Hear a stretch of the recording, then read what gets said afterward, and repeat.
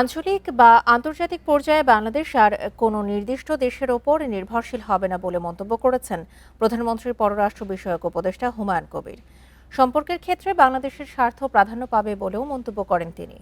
শনিবার বিকেলে রাজধানীতে এক অনুষ্ঠানে তিনি আরও বলেন, ভারত ও চীনের নিরপেক্ষ বন্ধু হবে বাংলাদেশ, অন্য কিছু নয়।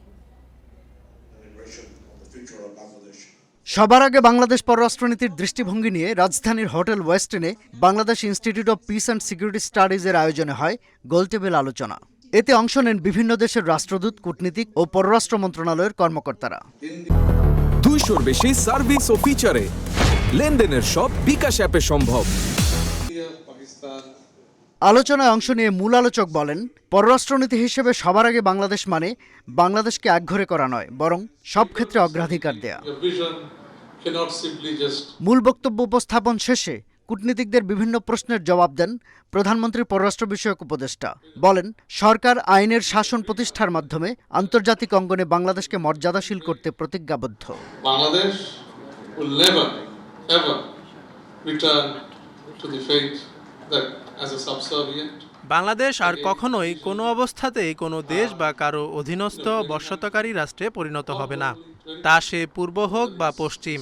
বাংলাদেশ তার জনগণের আকাঙ্ক্ষা ও ইচ্ছার ভিত্তিতে নিজস্ব শর্তে অন্যদের সঙ্গে সহযোগিতা করবে। সেই পুরনো বাংলাদেশ, যে বাংলাদেশ অন্যের উপর নির্ভরশীল ছিল, আজ আর নেই। বাংলাদেশ তার নিজস্ব নীতি ও আদর্শ অনুসরণ করে সামনে এগিয়ে যাবে, যা কোনো নির্দিষ্ট দেশ বা অন্য কোনো দেশের উপর নির্ভরশীল নয়, বরং তা হবে বহুমাত্রিক এবং নমনীয়।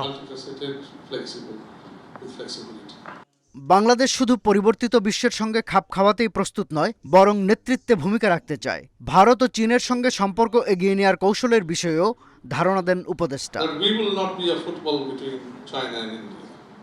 মূল বিষয়টি আমরা স্পষ্টভাবে তুলে ধরেছি এবং ভবিষ্যতেও তা করে যাব। আমরা চীন ও ভারতের মধ্যে কোনো ফুটবল হতে চাই না।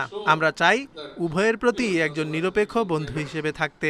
তাদের মধ্যে একটি খেলার মাঠ থাকতে পারে, কিন্তু আমরা সেই মাঠের ফুটবল নই। সুতরাং বাংলাদেশ ফার্স্ট, অর্থাৎ সবার আগে বাংলাদেশের স্বার্থকেই অগ্রাধিকার দেয়া হবে।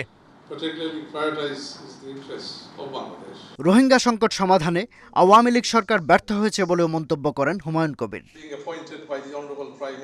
শাহাদাত স্বপন, ইন্ডিপেন্ডেন্ট নিউজ, ঢাকা।